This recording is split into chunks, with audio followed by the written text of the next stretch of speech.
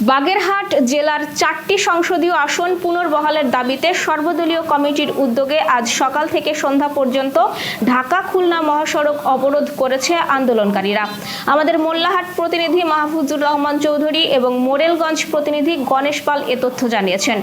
মোল্লাহাটে বিভিন্ন এলাকা থেকে মিছিল নিয়ে হাজারো মানুষ সকালে উপজেলা সদর ও গুরুত্বপূর্ণ সড়কে জড়ো হন। পরে তারা মহাসড়কে ব্যারিকেড দিয়ে 8 ঘন্টার জন্য যান চলাচল বন্ধ করে দেন।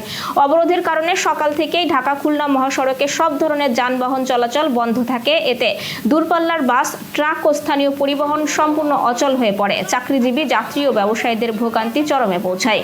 মোরেলগঞ্জের 90 ও স্থলমবাড়িয়া বাস স্ট্যান্ড থেকে দূরপাল্লার ঢাকা-চট্টগ্রাম সকল যাত্রীবাহী পরিবহন সহ বাস চলাচল বন্ধ থাকে।